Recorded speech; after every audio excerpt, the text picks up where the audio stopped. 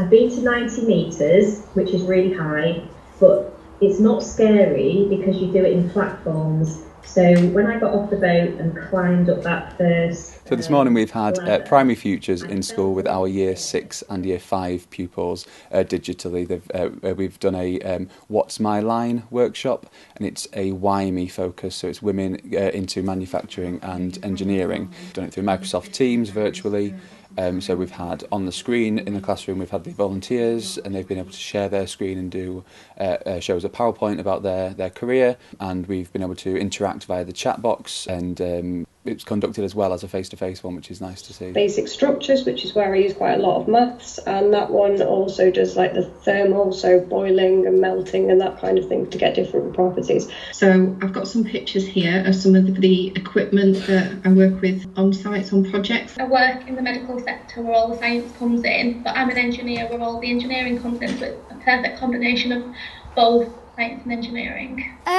I think the jobs were actually quite cool because they were different. They're not like normal jobs. They're not like normal jobs that you'd think of. They're kind of different ones that you've probably never heard of. So this is where we've got all of our different microscopes to look at really, really finite detail, all the different materials that we're using. And some of them were really dangerous because they were playing with acids, chemicals, and some were like building instructions or something. They use really big machines. The most dangerous thing we've probably worked with is the most recognisable one would be chlorine gas, which was used in wars and things like that. I was surprised the ladies were doing the jobs because I didn't really think that they'd be doing them type of jobs. Yeah, so there are two different types of bow that sail out. We have done some work leading up to it, talking about what jobs that they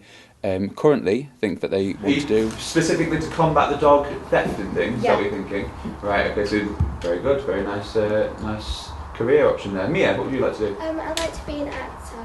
An actor. It's never too early to start thinking about what you want to do for a profession. And lots of children that still wanted to be footballers, YouTubers and Twitch streamers and things are the new ones.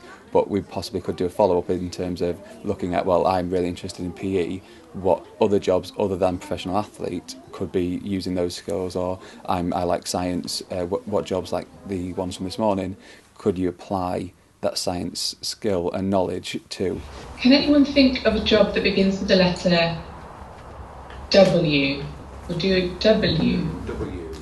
Well, I'm really pleased to have been invited today. It's been a very exciting morning watching this class be part of a much wider 500 children interacting today via technology and speaking with people that work in engineering. I told them when I was 19 about my job where I worked in a place where there were 70 men and 3 women, and I was one of the 3 women, and I was an aircraft engineering buyer. And at that time period, back in the 1980s, that was very much a male-dominated environment. So I think they were quite interested to hear about that. Was most of it on computers? Oh, no, because I'm quite a bit older than you. And so computers weren't actually in our everyday life. We've got a huge energy sector here with renewable energy as one of the main forerunners at the moment, particularly along the Humber estuary, but other areas as well of employment opportunities here. And we want our children to have those jobs.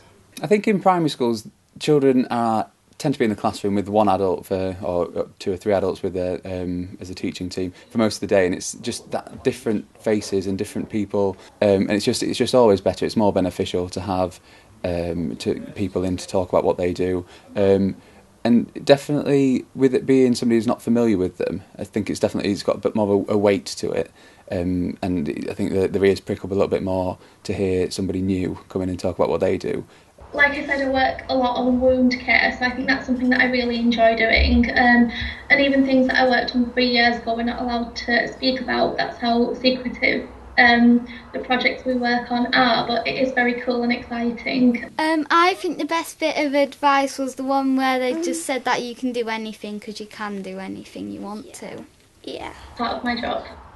Wonderful. Thank you so much for speaking with us, Bindia. Please can we give her a big round of applause?